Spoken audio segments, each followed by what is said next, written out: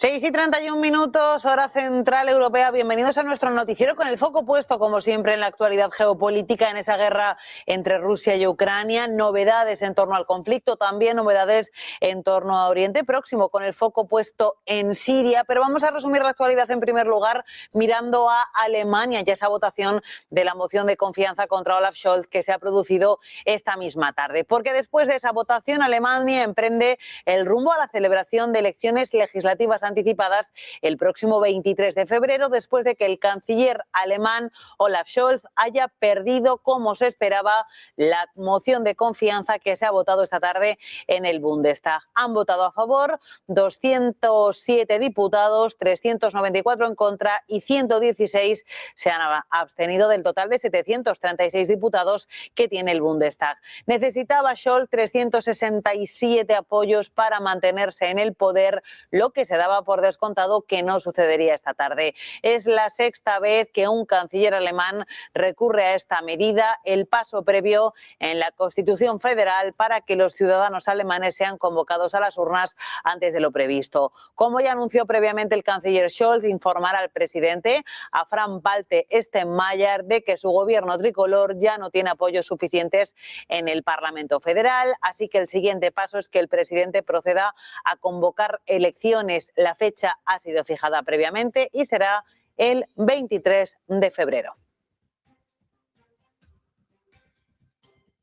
Den Schriftführerinnen und Schriftführern ermittelte Ergebnis der namentlichen Abstimmung über den Antrag des Bundeskanzlers gemäß Artikel 68 Grundgesetz bekannt. Abgegebene Stimmkarten 717. Mit Ja haben gestimmt 207, mit Nein haben gestimmt 394. Enthaltungen 116. Für die Zustimmung zur Vertrauensfrage des Bundeskanzlers sind mindestens 367 Stimmen erforderlich. Der Antrag des Bundeskanzlers hat die erforderliche Mehrheit von mindestens 367 Ja-Stimmen nicht erreicht. Ich werde dem Bundespräsidenten unverzüglich das Ergebnis der Abstimmung mitteilen. Wir sind damit am Schluss unserer Tagesordnung, auch der Ampel. Die nächste Sitzung des Deutschen Bundestages findet am Mittwoch, den 18. Dezember 2024, 13 Uhr statt. Die Sitzung. Y de Alemania nos vamos a Estados Unidos con esa rueda de prensa que ha ofrecido hace unos minutos y que les hemos ofrecido aquí en directo el presidente de Estados Unidos, Donald Trump.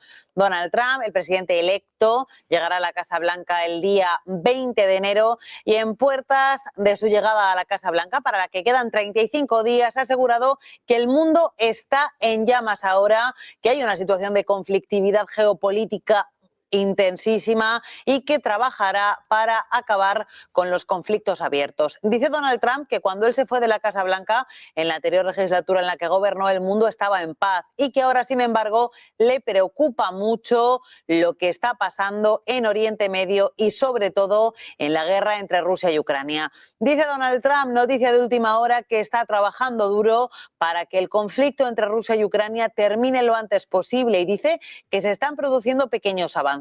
En cualquier caso, ha insistido en que con él en la Casa Blanca nunca se habría producido esta guerra e insiste en que hará todo lo posible por resolver la situación. Very much on that. We're trying to get the war stopped, that horrible war that's going on in Ukraine, with Russia, Ukraine. We're going to, we've got a little progress. It's a tough one. It's a nasty one. There's no protection, no nothing, and it's what's happening there is far worse than people are reporting for both sides. So we're going to do our best, and we've been doing our best, and we'll see what happens. But since the election, I've been working every day to put the world at ease a little bit, to get rid of the wars. We had no wars when I left office, and now it's the whole world is blowing up. Y tenemos que hablar de esa guerra entre Rusia y Ucrania sobre el terreno, porque el presidente ruso Vladimir Putin ha dicho hoy que el ejército ruso se ha hecho con el control de un total de 189 localidades ucranianas a lo largo de este año en el marco de la guerra con Ucrania. Dice que las tropas rusas mantienen la presión sobre toda la línea de frente. Durante un encuentro con altos cargos del Ministerio de Defensa de Rusia, Putin ha indicado que se trata de un año muy significativo en lo referente a los objetivos de Rusia Rusia como parte de su operación militar especial. Una operación con cifras récord, ha dicho el propio Putin. Ha dado las gracias al profesionalismo y al coraje de los soldados rusos y dice que las tropas rusas han conseguido mantener su estrategia. Ha indicado que todas las zonas que han sido controladas en Ucrania con el férreo apoyo del ejército y de la armada. Dice que quiere ofrecer a los militares su más sincero agradecimiento por cumplir, dice, con su deber, aunque sea difícil. Ha aclarado que tan solo unas horas después de que el Ministerio de Defensa haya informado de que el ejército ruso se ha hecho con el control de una localidad en Donetsk, y también ha dicho que la OTAN está llevando a Rusia a una situación límite. Try to keep their population in fear of a Russian attack. Their tactics are very simple. They push us to the red line. They push us to the boundary, forcing us to respond, and then they start presenting us as a threat, just as they did during the Soviet times. NATO countries are racking up their military expenses. They're deploying their strike troops near our borders. Now there are over 100,000 US troops in Europe. La OTAN, por su parte, reconoce que Rusia está realizando avances en localidades ucranianas el mismo día en que el Ministerio de Defensa de Rusia ha anunciado que Putin se ha apoderado de 189 localidades ucranianas en 2024. El secretario general de la Alianza Atlántica ha reconocido que la guerra entre Rusia y Ucrania se enfrenta, dice Mark Rutte, a un momento crucial. Military equipment and supporting through NATO's comprehensive assistance package. The situation on the battlefield in Ukraine remains difficult, and Russia is making gains, be it incremental gains, but still gains. Over the past weeks, we have seen large-scale attacks against Ukraine that killed and terrorized civilians and targeted critical infrastructure. This could be Ukraine's most difficult winter since this started. Y precisamente sobre esta guerra entre Rusia y Ucrania, el Departamento del Tesoro de Estados Unidos ha anunciado sanciones contra 11 ciudadanos norcoreanos y 8 empresas rusas y también de Corea del Norte por su participación, dice el Departamento del Tesoro, a favor de Rusia en la guerra con Ucrania. Esto solo unos días después de que Estados Unidos haya anunciado el desmantelamiento de una red de trabajadores de Corea del Norte que operaban de forma remota y bajo identidades robadas, generando más de 88 millones de dólares entre 2017 y 2023, fondos que habrían sido desviados hacia el gobierno de Corea del Norte, con ingresos que en principio, según el Departamento del Tesoro de Estados Unidos, se destinaban a financiar programas de desarrollo de misiles balísticos y otras armas por parte de Corea del Norte, en una violación de las sanciones internacionales vigentes contra el régimen de Pyongyang. Y nos vamos en directo de Donald Trump, pasamos a Joe Biden. Comparecencia en directo desde la Casa Blanca del presidente saliente de Estados Unidos. And I want to thank Acting Secretary Sue and the Department of Labor for his incredible honor. You know, I measure the importance of any award I ever received based on the character and consequence of the organization that's bestowing it. And the Department of Labor is an organization of character and consequence. And I'm honored. I'm honored to be joined today by leaders of character and conscience. Many of you sit right here in the front row, have my cabinets here.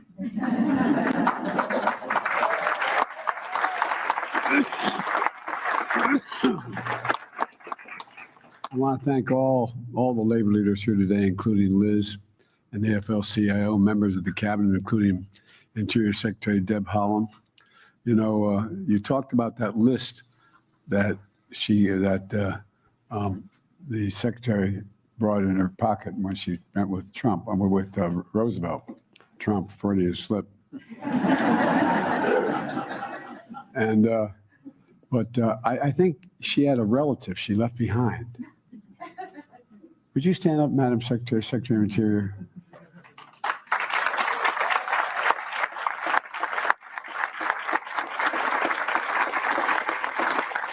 I've been around a long time. She's the only secretary I've ever worked with or had working for me. And when I say that's done, she said, no, we have this to do now. Thank you, kiddo.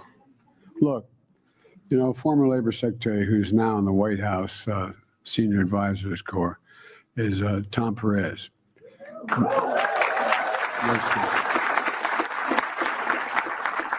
Tom, thanks for sticking with me. And members of Congress, including Maine Senator Angus King and Shirley Pingree, where are you guys? All over here. Okay, there you go. And by the way, last night we were doing a Christmas event at the house, and I get finished talking to a group of folks from labor, and my wife said, and by the way, his wife's a member of a labor union too. I'm Joe Biden's husband. She's not here today, but she's been a long-time union member of the National Education Association. And it's fitting with all these powerful women here that we're gathered at the headquarters of the Department of Labor. Named after one of America's greatest labor leaders. Now, that's not hyperbole. Frances Perkins. You know, we're honored to be joined by her grandson, Tomlin. Where are you, Tomlin? Thank you, brother.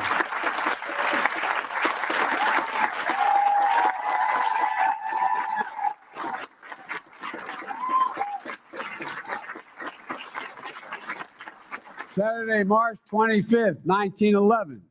Frances sat down for afternoon tea at her home with a close friend from New York City. Suddenly, they hear the sound of a distant screams and sirens. A building was in flames. Her instinct was to run to the scene. As she approached the fire and smoke, she recognized the Triangle Shirt Factory, a company that employed hundreds of workers, mostly immigrants and women who worked long hours, crammed into tight quarters, where managers locked them inside to make clothing. In an instant, those workers are trapped in a brutal blaze with no safe exit. Some workers forced to climb out the windows, holding on for dear life until their fingers gave out. Others just jumped, prayed and jumped. A total of 150 lives were lost that day. It was the deadliest industrial disaster in American history. Frances was devastated, but that fire ignited a passion in her. It strengthened her resolve to fight even harder for working Americans and working families. In her decades of service, she became a fierce defender of unions and workers' rights, an architect of the New Deal, the first woman cabinet secretary,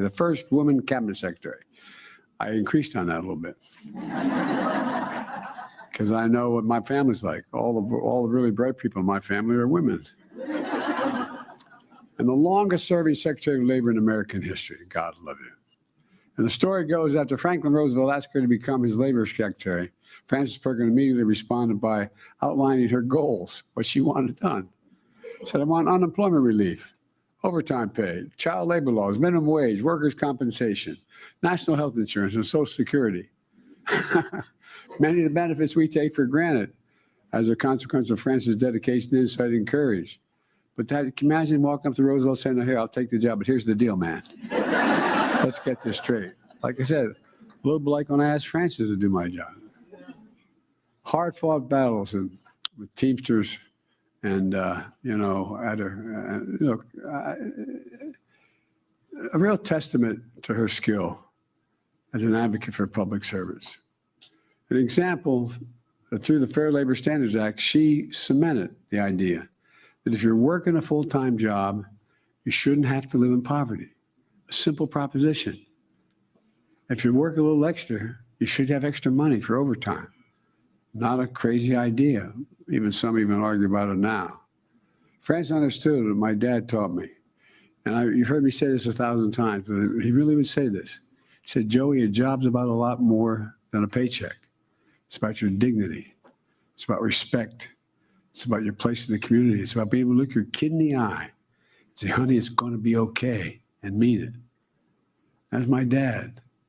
In fact, during her 12 years in office, she accomplished everything on her list except expanded health care for health insurance. It took 65 years later and a guy named Barack Obama and I to get the Affordable Care Act passed.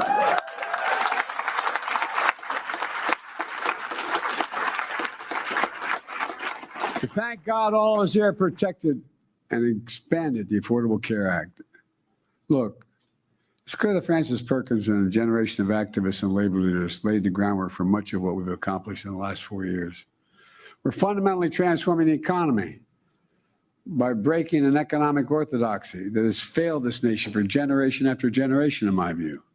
Trickle-down economics, the notion that if the wealthy do very, very well, a little trickle off their tables onto our kitchen table. My dad used to say, nothing's ever trickled on my table, honey. No, I'm serious. My dad was a really well-read man who didn't get to go. He went accepted to Johns Hopkins, but during the war, he never got to go. But my dad was a well-read guy. Well, you know, the primary benefits for the very wealthy and biggest corporations were trickle-down economics. And that didn't do much for working people in the middle class and left too many people behind. Together, we built an economy from the middle out and the bottom up, not the top down. Because we know this simple truth. Wall Street didn't build America. The middle class built America. And unions built the middle class. That's a fact. In fact, as the Secretary of Treasury will tell you, I asked her to do a study because I was going to get hit because I knew they'd say by having unions increasing their numbers and their wages go up, we were going to cost people things. Guess what? The study the Treasury did show that when unions do well, all workers do well, union and non-worker across the board. It matters, it works, it's fair. Kamala and I are so proud of the great job creation record of actually the greatest job creation of any single president in a single term. Over 6 million new jobs so far, including 1.5 million manufacturing and construction jobs. Good paying jobs you can raise a family on, don't have to require a 4-year degree. And get this, there are more women, especially mothers in the workforce, than ever before in American history.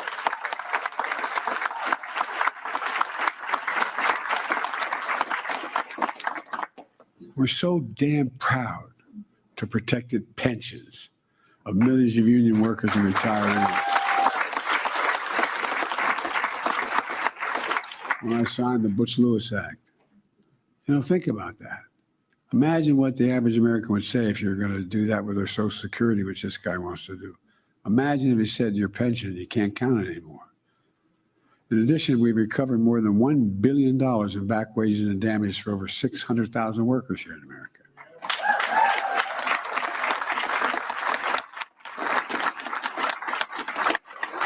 We pushed for a right to a living wage and your right to overtime pay.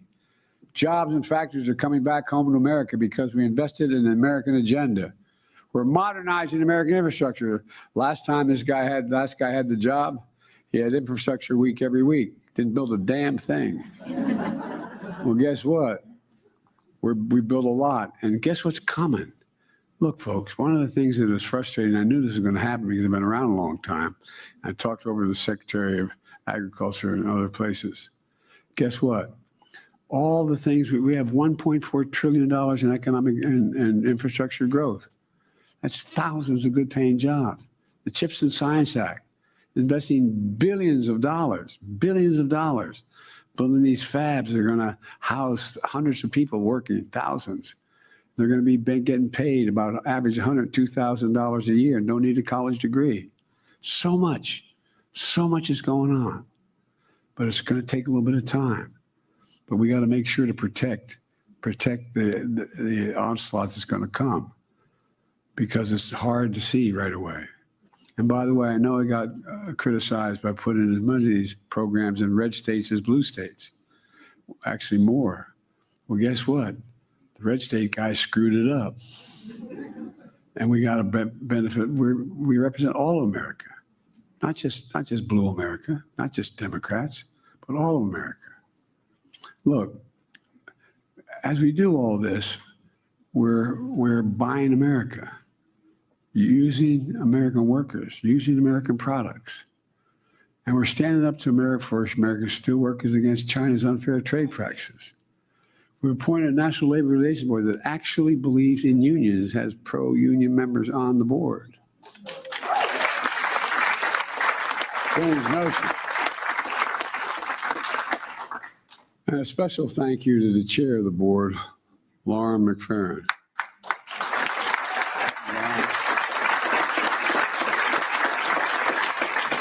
Seriously, where are you, Lauren? There, thank you, Lauren. Don't be so shy. Raise your stand up. Let everybody see you.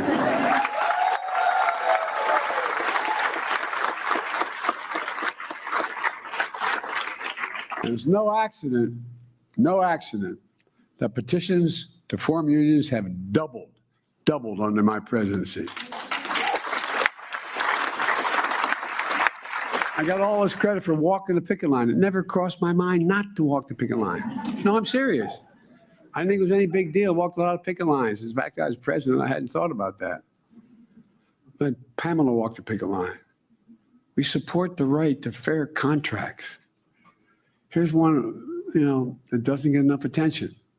When workers in sectors like construction, manufacturing, mining inhale toxic silica dust on the job, it can lead to lung cancer and other deadly diseases.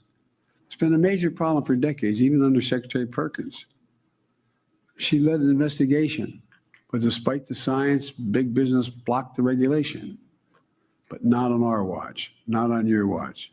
With your help, we carried Francis Mano and issued a rule that finally reduces such dangerous exposure. And by the way,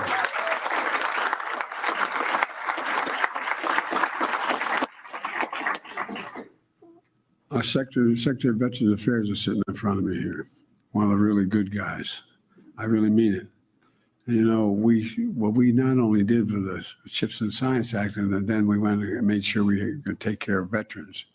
We said all those folks in my generation exposed to Agent Orange couldn't prove that their illness was a consequence of it. And all those like my son's generation exposed to toxic burn pits in Iraq and other places, that it's assumed that my son came back, for example, with stage 4 glioblastoma, more brain injuries than anything else. And guess what? They're entitled to the benefits that they were going to get if they had not lost their lives. Their families.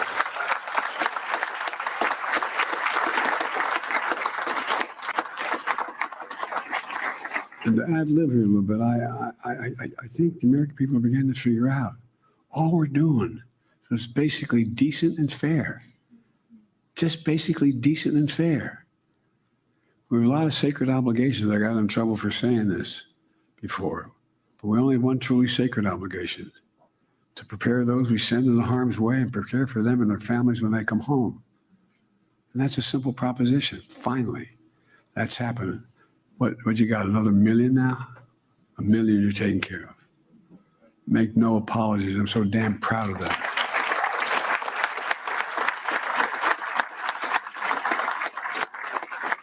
Look, folks, in our 4 years together, we made historic investments that have changed the course of the nation's future and will have a lasting impact for decades to come. And I'm here to state the obvious, we could not have done this without the dedicated professionals here at the Department of Labor and all across this administration. Could not have done it.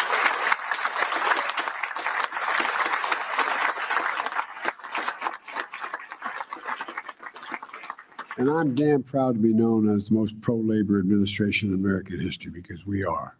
We are. We make no apologies.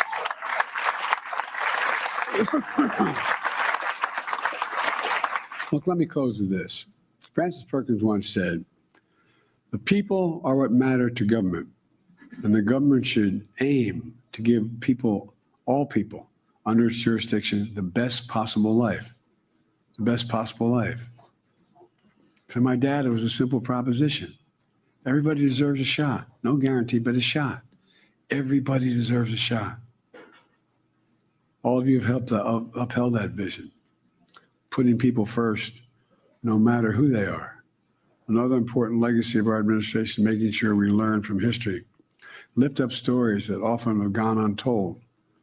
Earlier this year, during Women's History Month, I signed the first ever executive order on recognizing and honoring women's history to increase representation of women in historic sites all across America.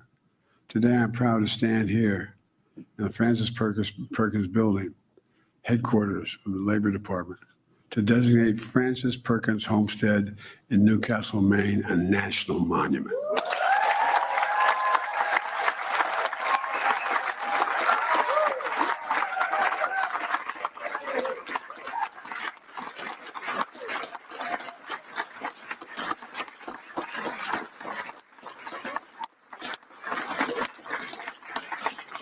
Secretary Holland is also going to be announcing 5 new National Historic Landmarks to honor women's contributions to American history. It includes Charleston Cigar Factory, excuse me, where Black women led worker strike that opposed gender and racial discrimination, advocated for better pay for working conditions. Look, too many people want to rewrite history or ignore it. Look, all we want to do is make sure we record history, the good, bad, and the indifferent, who we are. I was able to show up in an Indian country and apologize for what we did to Indian Americans, for the schools we made them go to and took them right off the reservations for their parents. Throughout our history, women's vision and achievements have strengthened this nation, to state the obvious. That's why I've kept my commitment to have an administration that looks like America. It includes having more women in senior access all across the board, starting with my amazing Vice President, Kamala Harris.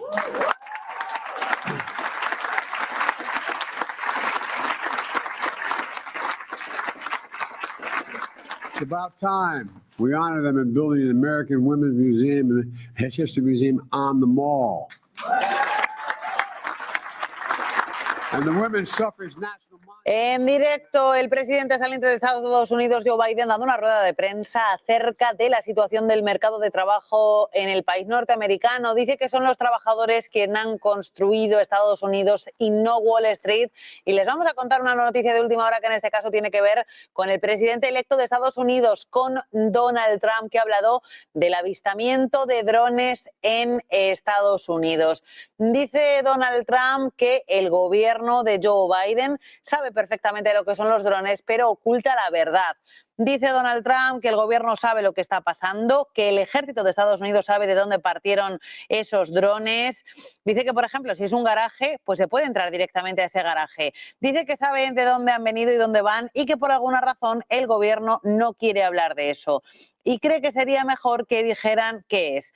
Dice que los militares de Estados Unidos lo saben y el presidente lo sabe y que por alguna razón quiere mantener a la gente en suspenso. No se puede imaginar que sea el enemigo, porque si fuera el enemigo lo destruirían.